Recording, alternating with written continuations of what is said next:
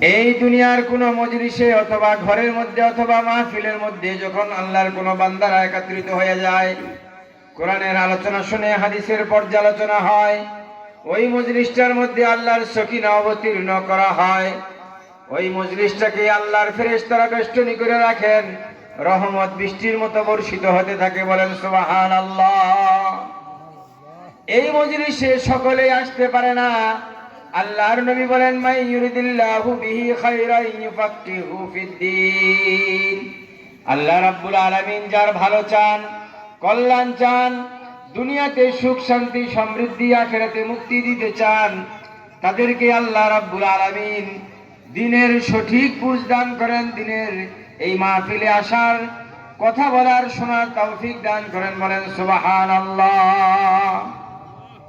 এই জন্য আমাকে আপনাকে দুনিয়ার সমস্ত কাজ থেকে ফারেক করে যে রব্বুল আলামিন এখানে নিয়ে আসলেন গুনাহ মাফের মজলিস, এই মজলিসে যারা আসবে, আজকের এই মাহফিলে যারা আসবে, বসবে, কথা শুনবে, আল্লাহ রাব্বুল আলামিন তার নবীর ভাষায় বলেন, এই মজলিস যখন শেষ হয়ে যাবে বলা হবে, কুমু মাগফুরাল লাকুম ওয়া ক্বাদ বুদ্দিলাত সাইয়্যাতিকুমুল হাসানাত। যাও, আজকের মাহফিলের বক্তা, শ্রোতা, ছোট বড় যারা আসছিল, তোমাদের গুনাহ মাফ করে দেওয়া হয়েছে। শুধু তাই নয়, তোমাদের গুনাহগুলো নেকি দ্বারা পরিবর্তন করে দেওয়া হয়েছে। এই জন্য যে আল্লাহ তাআলা এত দামি মজলিসে আমাদেরকে নিয়ে আসলেন, শুকরিয়া আদায় করব কার? চিৎকার করে বলেন কার?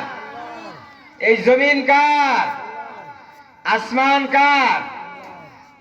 হায়াতের মালিক কে? মৌতের মালিক। এই জন্য শুকরিয়া আদায় করব কার? আল্লাহ। আল্লাহ রাব্বুল আলামিন বলেন, লাইন শাকারতুম লাযীদান্নাকুম ওয়া লাইন কাফারতুম ইন্না আযাবী লাশাদীদ। ও দুনিয়ার বান্দা বান্দিরা, আল্লাহর নিয়ামত পায়া, আল্লাহর নুন খায়া, আল্লাহর আকাশের নিচে জমিনের উপরে থাইকা যদি তোমরা আল্লাহর নিয়ামতের কৃতজ্ঞতা আদায় করতে পারো, নিয়ামতের শুকরিয়া আদায় করতে পারো, আল্লাহ রাব্বুল আলামিন তোমাদেরকে আরো বেশি বেশি নেক আমলের তৌফিক দান করে দিবেন। আর যদি নাশুকরি করো, নিমক হারামি করো, আল্লাহ রাব্বুল আলামিন নেক আমল থেকে বঞ্চিত করে শক্ত আযাবের ব্যবস্থা করেন। বলেন নাউযুবিল্লাহ। এজন্য আজকে আমরা যারা এখানে আসছি,